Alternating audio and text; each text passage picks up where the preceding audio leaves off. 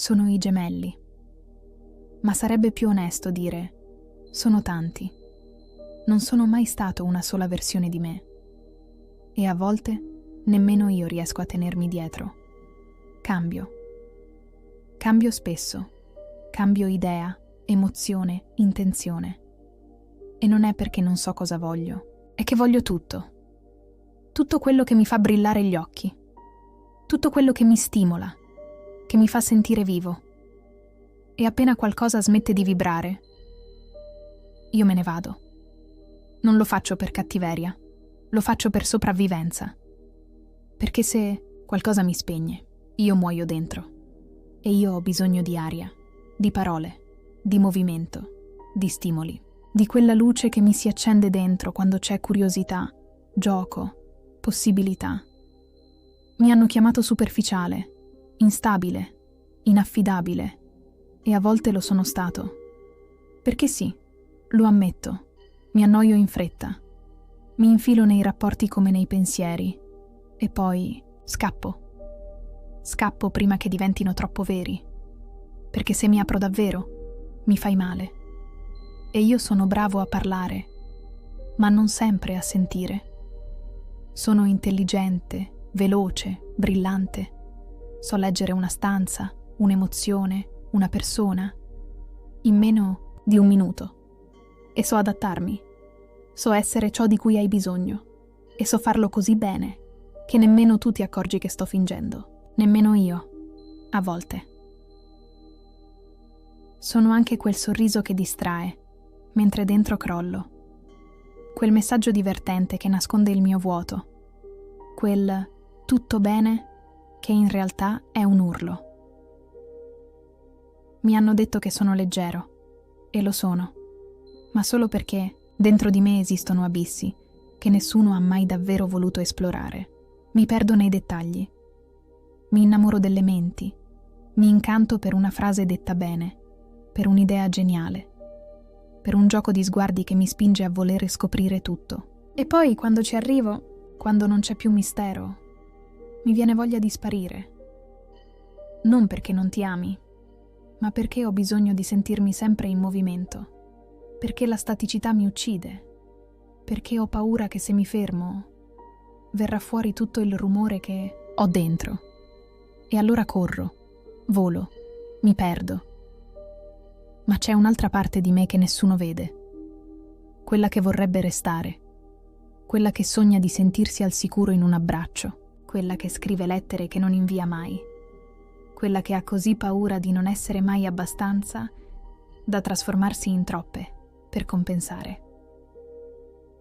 Sono anche dolce, empatico, sensibile in modi che non mostro. Mi accorgo di ogni cosa, anche quando... e faccio finta di niente. Sento tutto. E il problema è proprio questo. Sento troppo. Ma lo nascondo dietro l'ironia, dietro una risata improvvisa, dietro il mio eterno sembrare a posto. Mi innamoro 1000 volte. Di tutto. Delle persone, dei libri, delle conversazioni, delle connessioni mentali più che di quelle fisiche. E ogni volta ci credo davvero. Anche se poi cambio strada, anche se poi ti lascio lì, a chiederti cosa sia successo. E lo so, a volte ho ferito, con la mia incostanza, con la mia distanza emotiva mascherata da presenza, con le parole troppo taglienti, dette troppo in fretta, o con i silenzi che non spiegano. Ma non sono cattivo, sono solo pieno di pensieri, di emozioni, di contraddizioni. A volte mi chiedo se qualcuno saprà mai toccare davvero ciò che c'è sotto le parole, sotto le battute, sotto l'intelligenza che uso come scudo. Perché la verità è che l'intimità mi disarma, mi spaventa più dell'assenza. Non è l'abbandono a terrorizzarmi, è il fatto che qualcuno resti, che mi guardi senza filtri, che mi veda mentre non ho niente da dire, mentre non sono brillante, mentre crollo, mentre non riesco a fuggire da me. E forse è per questo che, a volte, faccio di tutto per distruggere i legami proprio quando iniziano a diventare veri. perché non so reggere l'idea che qualcuno possa vedere il caos e restare comunque, perché dentro di me c'è ancora una voce che sussurra: se ti vedono davvero, se restano troppo, smetteranno di amarti. E allora scappo prima che mi lasci tu, prima che io diventi troppo da gestire, prima che tu ti accorga che sono pieno di spigoli, di angoli bui e di strappi cuciti male. Ma la verità, io vorrei essere scelto, anche quando non sono facile da amare. Anche quando parlo troppo, penso troppo, vivo troppo veloce.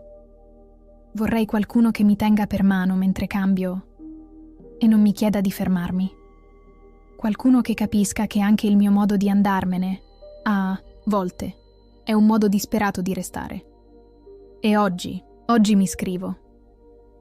Per perdonarmi tutte le volte in cui ho fatto finta di stare bene solo per non perdere nessuno. Per tutte le versioni di me che ho nascosto per non essere troppo. Per tutte le fughe. E per tutte le volte in cui sono rimasto, senza sapere come si fa.